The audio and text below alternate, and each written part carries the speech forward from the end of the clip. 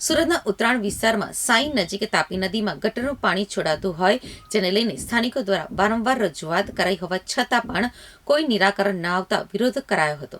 સુરતના ઉત્તરાયણ વિસ્તારમાં સાઈ નજીક તાપી નદીમાં ગટરનું પાણી છોડવાના મામલે 2019થી તંત્રને રજૂઆત કરાતી હોવા છતાં ગટરનું પાણી તાપીમાં છોડાઈ રહ્યું હોય, જેને લઈને આંધળું તંત્ર કાર્યવાહી કરવામાં નિષ્ફળ હોવાનો સ્થાનિકોએ આક્ષેપ કર્યો હતો.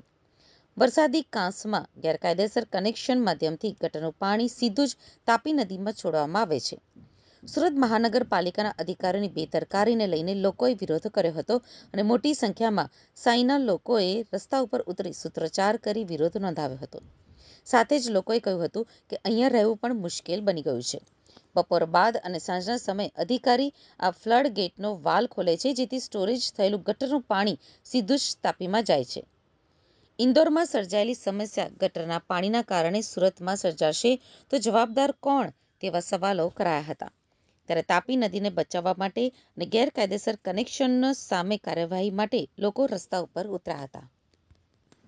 Surat Uttarayan TP scheme number 73 ની અંદર વરસાદી પાણી માટેની જે ગટર બનાવવામાં આવેલી છે, તેની અંદર ગેરકાયદેસર રીતે શોપિંગ દુકાનો તેમજ જાહેરાત બિલ્ડિંગો તેમજ રહેવાસીઓએ ગેરકાયદેસર ગટર જોડાણ કરેલ હોવાથી તે પાણી વરસાદી પાણીની જે પાઇપલાઇન છે એની અંદર એ જોઈન્ટ કરવામાં આવેલ છે ગેરકાયદેસર રીતે, અને તે પાણી તાપી નદીની અંદર વહે છે અને લાખો લીટર પાણી દરરોજનું વહે છે અને તાપીને દૂષિત કરે છે.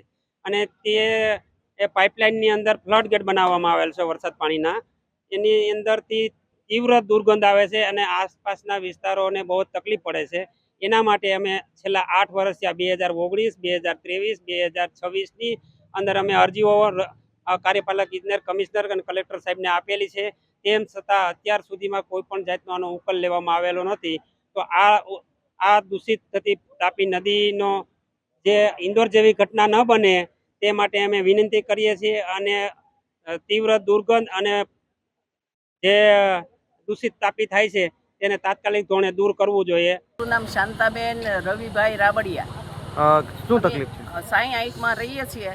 અહીંયા જે ગટર તમે 5-6 વર્ષ પહેલાં બનાવી છે એને પાણી નિકાલ માટે બનાવી હતી. અત્યારે બધી રેસિડેન્ટ ગટર અંદર ભેળવી દીધી છે અને એની તીવ્ર દુર્ગંધ આવે છે.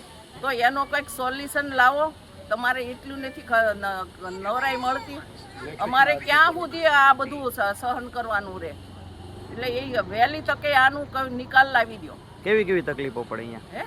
કેટલી તકલીફો પડે છે? તકલીફ એટલી દુર્ગંધ આવે છે કે આમાં આ બાજુ હલાતું નથી, એટલી દુર્ગંધ આવે છે. એમાંય તે બપોર પછીની દુર્ગંધ તો બહુ સખત આવે છે. અધિકારીને શું કહેશો? હા, અધિકારીને શું કહેશો? હા, એને જગાડવાના છે. જો ઊંઘી ગયા હોય તો વહેલી તકે જાગો, નકર વોટ ઉઘરાવા આવશો ને તઈ તમને જગાડશું.